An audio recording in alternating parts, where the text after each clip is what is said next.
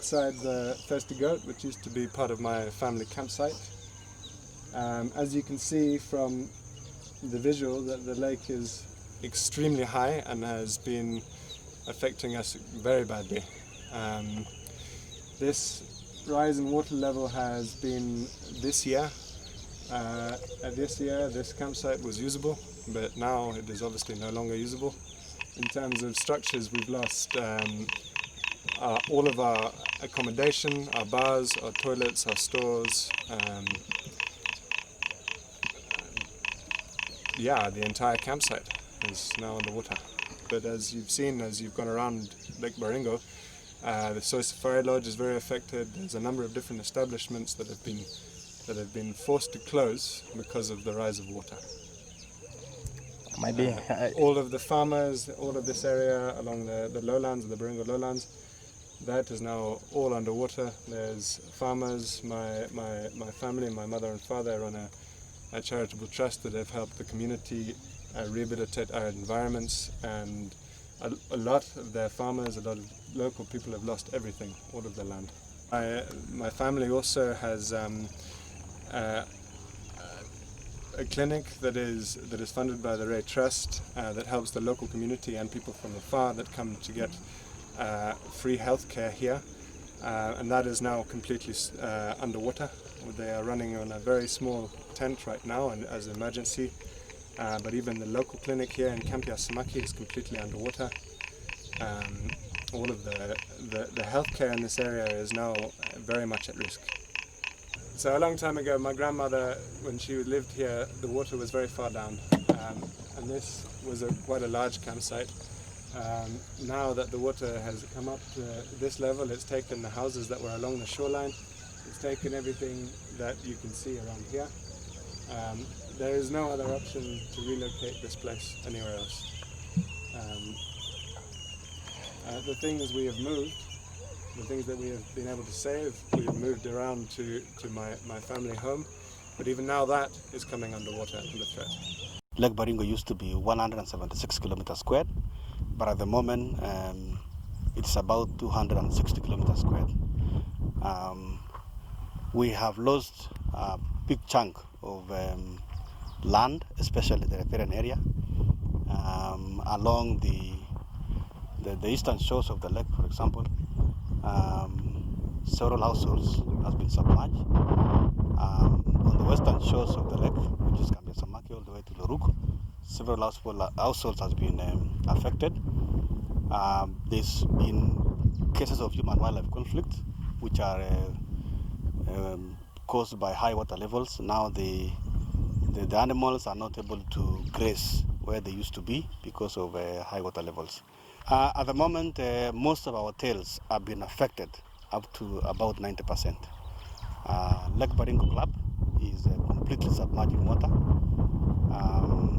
Roberts Camp is affected.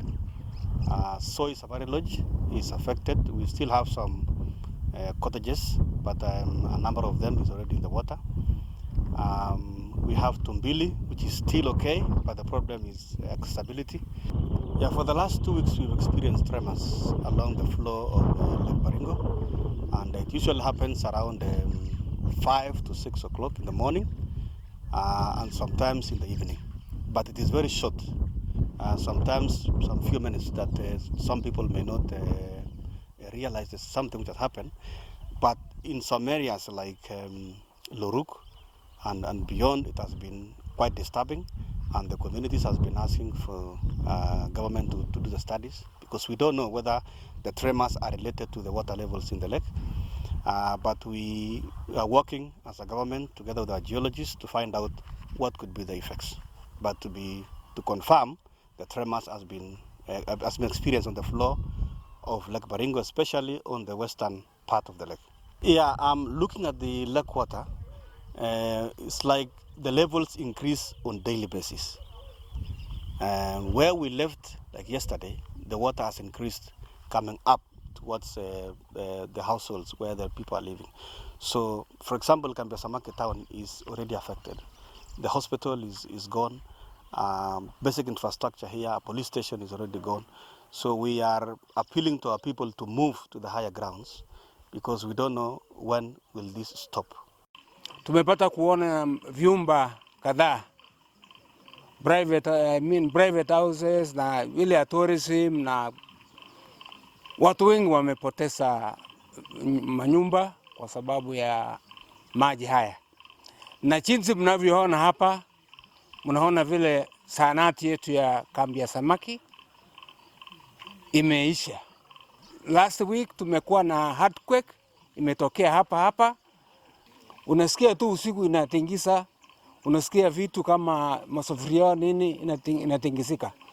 Watu wamekuwa na shida mingi wakifikiria kwamba labda ni mambo ya maji haya, ndio labda maji kumejaa chini, ndio sasa nataka kupasuka huko chini ama namna gani. No, wananchi walikuwa na hofu wakifikiria kwamba labda watasama.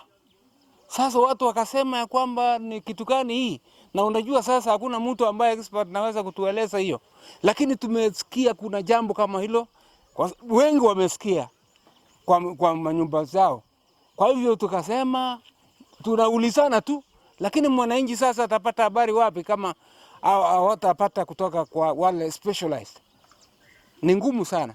So kwa hivyo tunahitaji wale watu specialized wakuja waangalie mambo, hasa wale wanahusika na mambo ya geologists. Sasa ile kitu iko ni kwamba tunahitaji serikali waingilie kati, waone ya kwamba ni mahali gani inafaa kwa watu kuhamia, kwa sababu sasa kulingana na vile iko hizi vyumba vya chini hizi kuanzia Soi huko chini na kuelekea Bandei itaisha. Kwa hivyo nafikiri inaweza kama county government naweza kuangalia haya na national government waone ya kwamba wanaweza kuangalia vile watu wataathirika, kwa sababu sasa biashara pia itaisha. Hata kuna makaburi ya watu ambao wameingia kwa maji. Uchumi unaona vile iko hapa. Tukiangalia vijana hawa hawana kazi kwa sababu watalii wako, hotels zimefungwa, wale watu walikuwa wanafanya pale kazi wametoka wamefanya kazi zingine ambaye hawana nayo ujuzi. Watu wanarudi tu wanaenda kufanya kazi zingine. Ukiangalia watu hata wameingilia kazi ya kuni, watu wengine wanafanya kazi tofauti ambayo wao kwa wanatarajia kufanya kazi kama hiyo.